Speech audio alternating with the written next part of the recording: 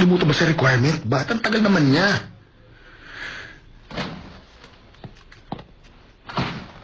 Gino, ano na? Naisabit mo ba?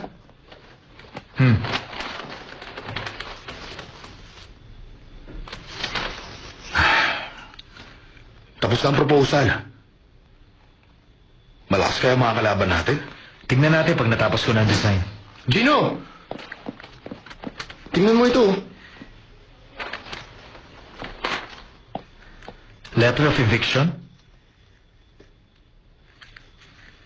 Patingin nga ako. Anong gagawin mo?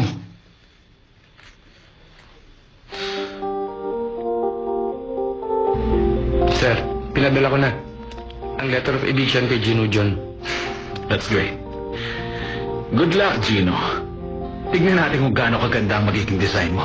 I'm excited to see it.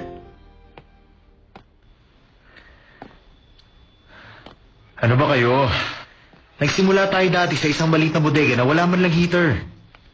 Okay lang yun. Dahil umangat tayo noon at hindi bumagsak. Ganyan talaga ang buhay. Parang gulong lang. Minsan nasa ibabaw, minsan nasa ilalim. Mabuti pa. I-treat ko na lang kayo. Kumain tayo ng prime beef.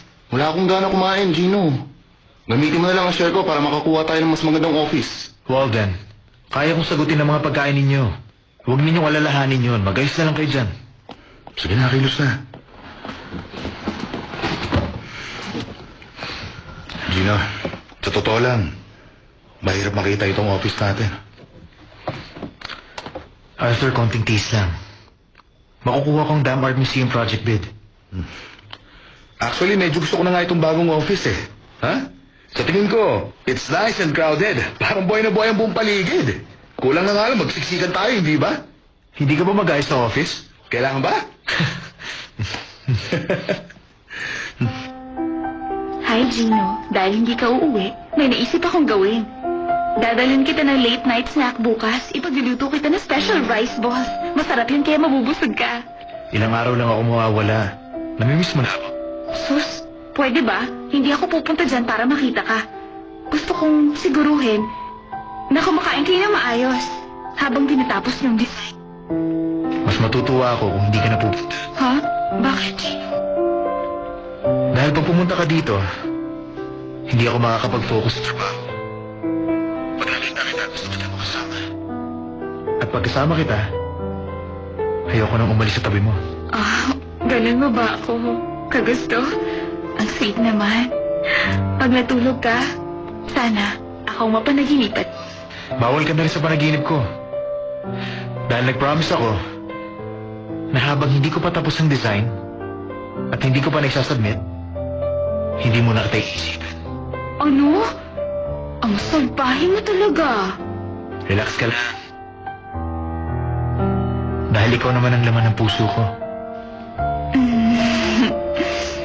Sige na, magtrabaho ka na, Gino.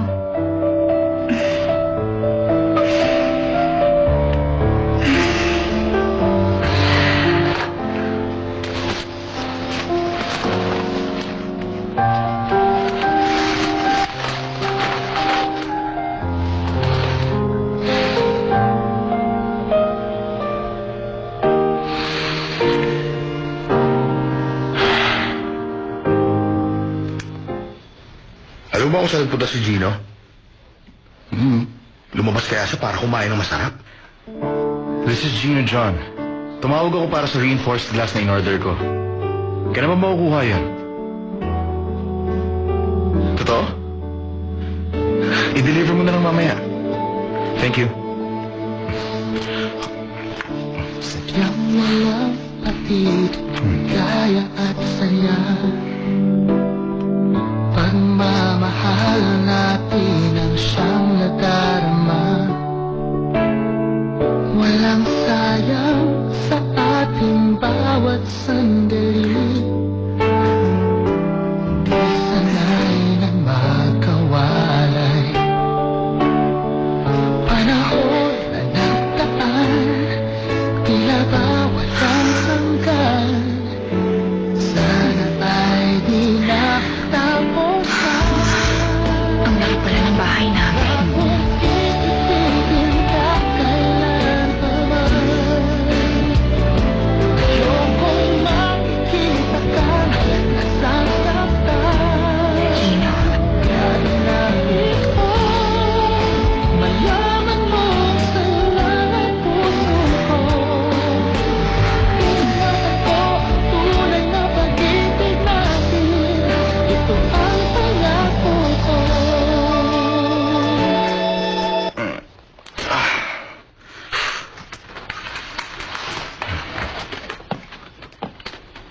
Tapos ka na? Tingnan mo. Libre naman tayo, Arthur. Hindi pa tayo libre, no? Nagsisimula pa lang tayo. Isang araw pa lang nagtatrabaho. Feeling ko kasi 1 taon na tayo dito eh. Tama. Ganun din siguro ang feeling ng isang kasama natin.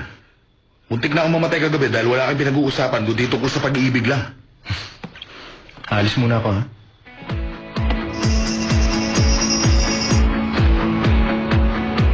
Ready na yung salamin? Nasa biyahe ako ngayon. I'll be there in 20 minutes. Okay. Magkita tayo sa Sango J.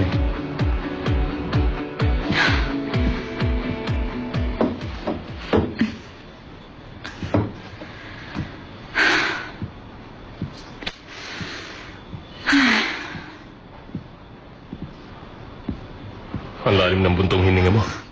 Ano iniisip mo? Director Troy. Anong problema mo? Hindi ko po alam kung problema nga itong iniisip ko. Maganda kinakalabasan ng trabaho mo, ha? Nako, sir. Gusto ko malaman nyo na masama ang loob ko sa inyo. Si Gino kasi busy nitong huling araw dahil tinatapos niya ang museum project niyo. I'm sorry, Julian. Ngayon ko lang na-realize na ako naging dahilan ng problema niyo ni Gino. Nakakahiya. Nang dahil sa akin, hindi na kayo nagkikita ng boyfriend mo. Buti pa, ako na maging tulay niyo para magkasama na kayo. Paano po? Pwede ako magsinungaling at sabihin na aksidente ka sa trabaho. Kaya ninyong magsinungaling para sa akin? Ang bait niya naman, sir. Hindi ko ito inaasahan. Naiiyak ako. Gusto mo na pa niya? Ha? Grabe. Ang corny. Wala akong kwentang mag-joke. Ganyan, Julian. Bagay sa'yo. Tumawa ka. Nagliliwanag kasi ang mukha mo kapag tumatawa ka. Siguradong matutuwa si Gino kapag masaya ka.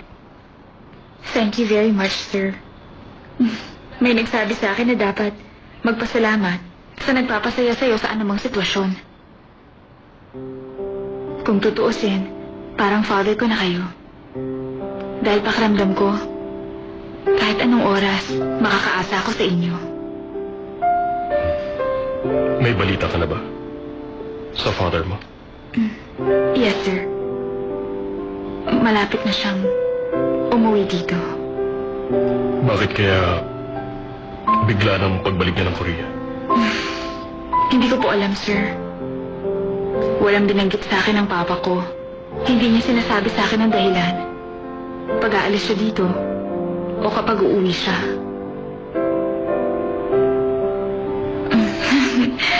Alam niyo po kung anong tawag ko sa kanya? Kremlin po. Nakakatawa.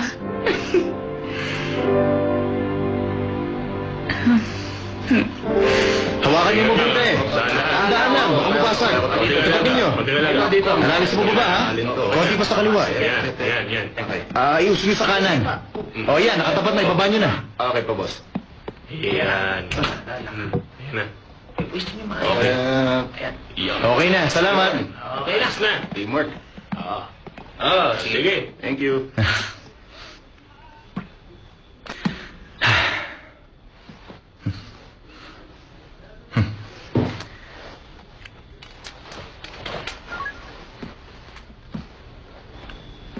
Julian? Gino, ikaw yan? Sorry, pero wrong number ka. Hindi Julian ang pangalan ko. Hindi ako si Gino. Kung hindi ikaw si Julian. Sabi mo, hindi mo muna ako iisipin. Bakit mo ako tinawagan? Wala mo kung nasan ako. Eh, di sa office mo. Wala ako sa office ko. Huh? Nandito ako sa Sango J. Tapos mo na ang design mo? Nope. Bakit nandyan ka? May kinuha kang gamit mo? Bakit hindi mo sinabi para sinundukin kita? Malalaman mo kung bakit kung pupunta ka rito. Naku, hindi mo ako basta pwedeng papuntahin sa'yo anumang oras mo gustuhin. Hindi ako ganung klaseng babae. Ang mabuti pa, isa-check ko muna ang schedule ko. Okay, bye. Teka, sandali lang. Hintayin mo muna tapusin kung sinasabi ko. Sige, pupunta na ako dyan. Huwag kang aalis dyan dahil papunta na ako ngayon. Huwag kang magmamadali, baka madapa ka. Maghihintay ako dito hanggang sa dumating ka. Okay.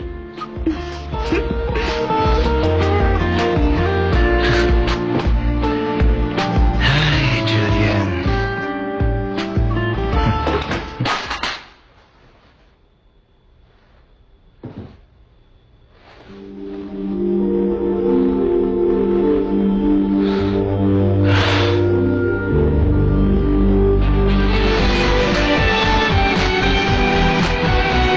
Ronald Park ang nasa line. Yes, this is Winston Choi. This is Ronald Park, Director Choi.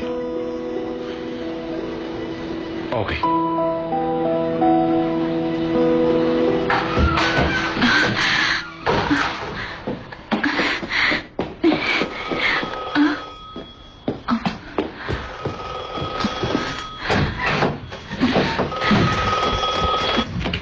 Hello?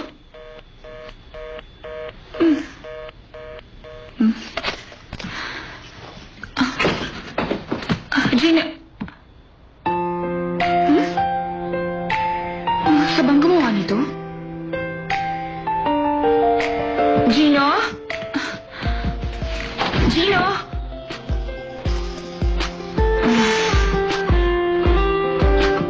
Ang labo. Ang sabi niya, hintayin niya ako.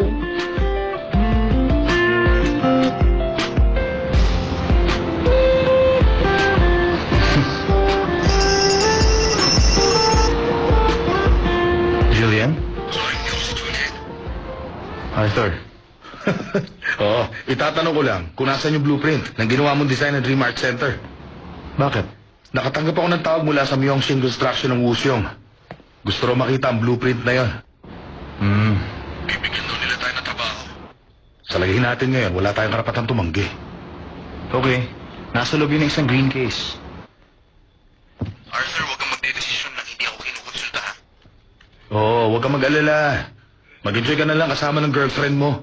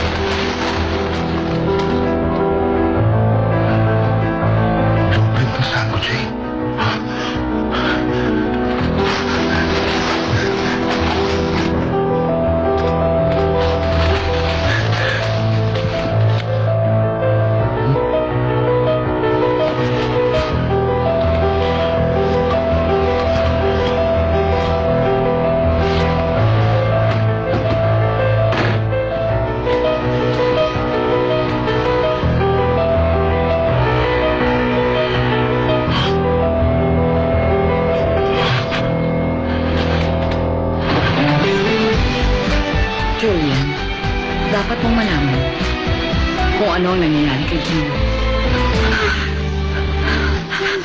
Intindihan niya sana ako.